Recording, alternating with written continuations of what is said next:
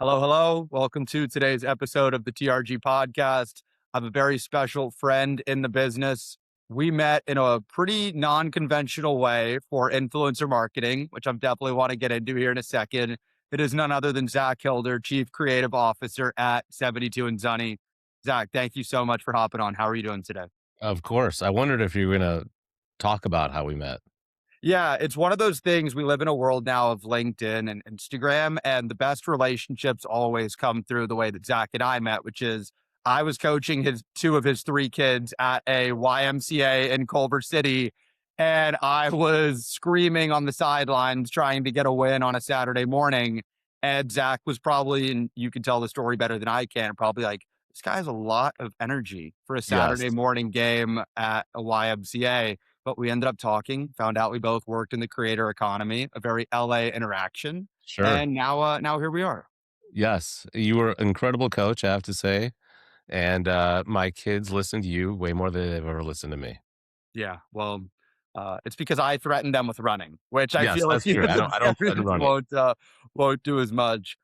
Man, 72 and Sunny is such an incredible company. Excited to get into everything that you're doing there, everything the company is doing there. Would love to start sort of at the beginning before we sort of catch up to the current times. How did you get into this industry? Please tell people a little Sure. bit about your background. It's a kind of a weird, crazy story. So in college, I was, got an internship working for MTV.com. And when this is, the late 90s, the past century, I like to say, I was working and I was covering the local music scene in Chicago, going and like meeting bands and interviewing artists and all this stuff. And like, when I was leaving college, I was like, I really love music, but I felt like I was like reporting on people being creative versus like I wanted to go be creative myself a little bit and work in film. And so I had a job interview or a job offer to go work for rollingstone.com. And I was like, I don't know. And my mom was a travel agent and she knew someone at an ad agency called Publicist and Hal Riney. And she got me an internship there. The reason I got the internship is the guy who wanted to hire me was managing a band and he wanted me to cover the band for him in MTV. And he said, if you do this, I'll hire you as my intern. So I was like, okay. And so I was working there that summer, and they had Subway as one of their clients. And my ECD at the time comes to me and says, "We've sold them this idea, and but I need your help." And he shows me this article. It was in like Men's Health or something. It was called the Subway Diet. It was this kid Jared, and he's like, "We've sold it to the client. They want to go make these ads, but he is not responding to us. We need you to go find him." And I'm 22 years old. I'm like, "What do you mean you want me to go find him?" Like, I'm Dog the Bounty Hunter or whatever. And so basically what happened is I went to Indiana. Jared was at Indiana at the time. And so I emailed him. I went in, I still had my Indiana like .edu account and I went in the system. I found him and I emailed him and I said, "Hey, I work for this ad agency." I still have the emails and we want to put you in a commercial. And so, basically what happened is he didn't respond, and they're like, "If he doesn't respond by Monday," it was over the weekend, "you have to go down to Indiana and go find him." I'm like, "What the fuck?" I'm like, trying to become a copywriter. What do you mean I have to go find this guy?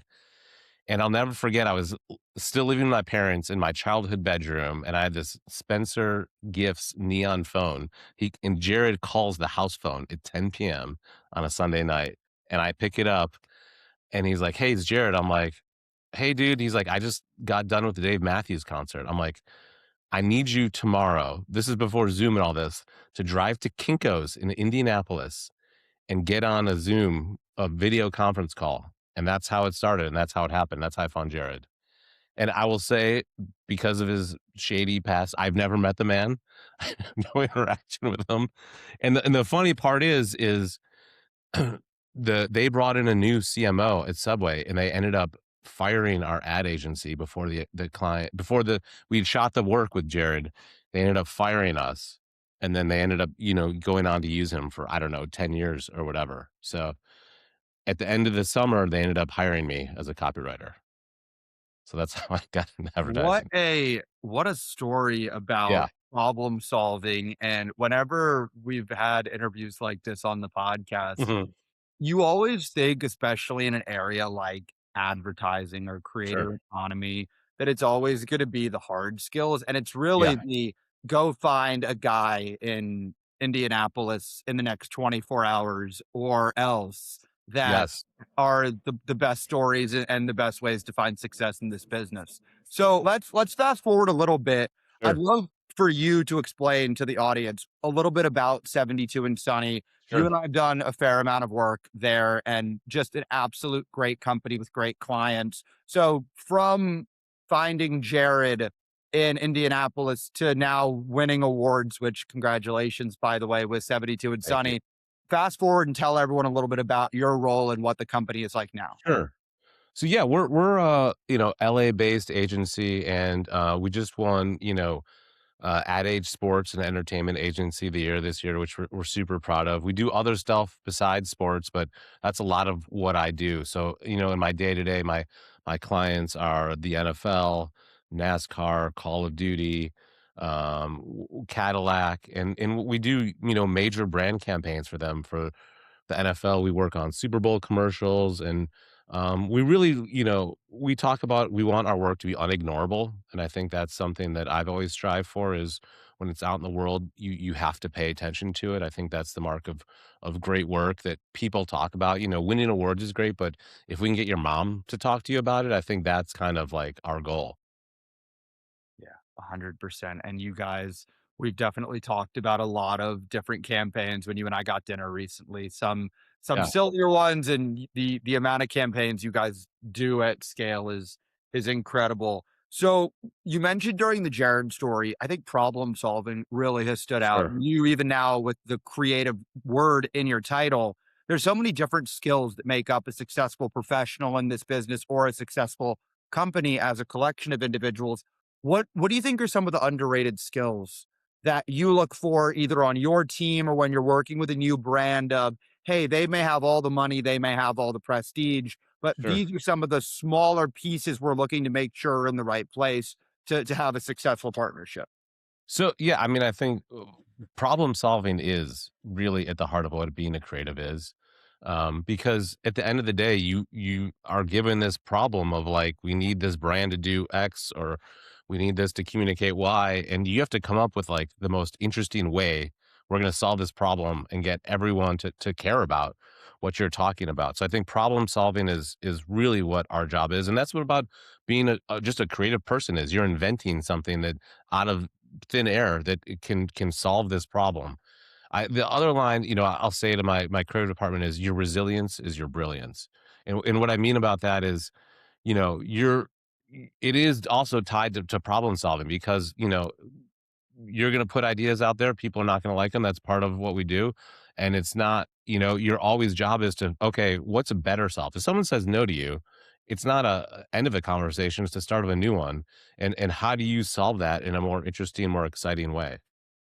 Well, speaking of resilience, whenever we talk to people on the brand agency side, there is that push and pull of when you're presenting to brands, they may say yes, and they may say Sure. yes, but or they may just flat out say no. So I'm curious, when you're presenting, my guess is you've been in a million different pitches that have gone all sorts of different Sure. ways. What do you think are some of the key differences to when a brand says work that's remembered versus work that's simply, approved? Sure. I think it's work that's remembered, or I think, you want the stamp of yes, that this is approved, but also I like the to your point of like approved doesn't mean we're done. Approved means we're going to keep this is the beginning of something. We're going to keep figuring it out. And I think the mark of a great idea is when you say it or present it, everyone in the room, no matter what their title is, can start piling on with ideas and making it better and coming up with, we should get this person, or have we thought about it here? And I think that's when you're onto something great, is if it's so easy. It's like, Glenn Cole's the founder of 72, and we work together closely, and we'll look at an idea and we'll kind of, be working on it for a week and go, why is this so hard? And if it's hard, it's not right. If it's easy, I think you're really onto something. Yeah, 100%. So something that we you mentioned just in that sort of back and forth that we see with brands all the time is there's that little bit of an echo chamber effect where Sure. brands agencies to not lose their brand are going to just be supportive of any and all ideas, and then you sort of look up and you mentioned that idea of you talking to your founder and saying, well, why is this difficult? So I'm curious, what do you think are some of the biggest it's a bit of a two-part question. What are some of the biggest red flags when you're working with a brand of if you hear them say something like this, you're like, I don't know if that's gonna work because they have already sort of sold themselves a false bill Sure. of goods. And then the other part is brands always feel like they're experts Sure. in their business, and sometimes that's not the case. So again, you having sat in so many rooms, what are some of the things on the flip side of this wasn't as strong? I'm very concerned if I'm hearing this when I'm pitching or when I'm working with a new partner. Yeah, I think, clients, I think it's not really a red flag, but it is like if their ambition isn't big enough. That to me is like we're thinking too small on this. Like you're putting your marketing budget against something. Let's try and make this as big as possible. I think that to me is like, we often say at 72 we want to work with the most ambitious brands. It doesn't mean you're the richest or whatever, but you have like ambition to really make something memorable out there and do something really special with your brand. Um, you know, a story, when brands are experts. This was a something that was told to me a long time ago, and they were working with Coca-Cola and they thought they were experts and they made them T-shirts and hats that says, "I am not the audience." And when they they made them put that on when they presented to them because they thought they knew better. And so that is a very extreme case. We would obviously never do that. But, I think there is, when you're looking, knowing your audience and that data is super important because it can also unlock things that maybe a brand wouldn't normally do. But if they're talking to this specific group of people that are trying to kind of attract, that's maybe we call it a growth audience. You have your core audience and your growth audience. We call it the core and more. And maybe when that more audience is some into something that a brand wouldn't normally do, and I think that unlocks a creative opportunity. Well, and that's such a perfect segue into the final conversation or final question before we jump into some rapid fire. Would love to just hear some recent work. Again, you just won an award Sure, with massive congratulations there. Sort of take people behind the scenes of any project that's really stood out to you recently and sort of just give the audience an idea of because we always see the finished product. You and I sure. always joke about whenever we're talking about these campaigns, the amount of time, effort, and energy and people involved. So just pick any campaign that sort of stands out and give people an idea of how it gets from original ideation to final execution. Sure. Yeah, I think one that just launched was for Lay's World Cup, starring Will Farrell, and it was really born from an idea. We worked on it for a year with our Lay's clients are incredible, and we were doing a U.S. based soccer campaign for World Cup. And again, we knew our audience that maybe soccer is the fourth favorite sport in America. During World Cup, we get excited about it, and there are hardcore fans for sure, but the general, American is into baseball and basketball and football. Sorry, hockey, no one's into that. And so we had this idea of like, what if we got everyone to hop on the bandwagon? And usually being a bandwagon fan is like a bad thing in sports. It's a taboo. If someone calls you a bandwagon fan, you want to punch them in the face, right? But we wanted to make it a good thing. And it's like also like the American team, they could win this year, but chances are they don't have a great chance. And so if they lose, are you gonna stop watching the World Cup or no? Why don't you just pick another team?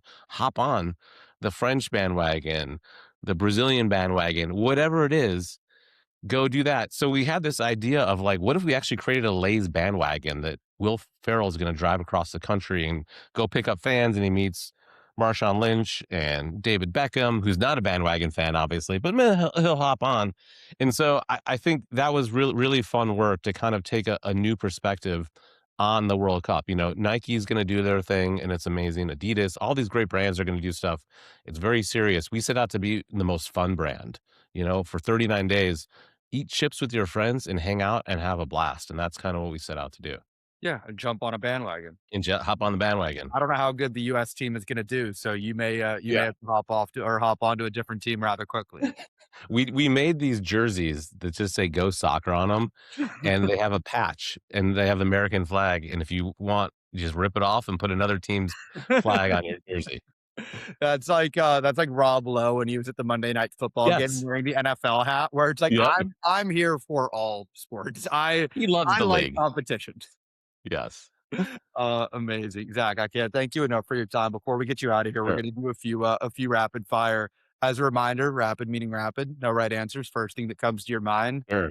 You mentioned at the beginning of the interview or the conversation, you're originally from Chicago, huge Chicago sports fan. State of Chicago sports described in one word. Fucked. And I say that, only because the Bears are not in season, and the Cubs have hit a rough spot, and it is Yeah, Cubs hard. are in a rough spot. Yeah. Bulls are perpetually mediocre, and Yes. you already mentioned no one cares about hockey, and I don't Yes. think we're in the days of the Blackhawks No. anymore, No, no, no. being the best team. You're now living in LA. Favorite city in LA that you don't currently live in? Venice. I love walking around Venice, super fun, if I didn't have kids and I was 30 years younger, that's what I'd be. Okay. We're gonna go on to the next one here.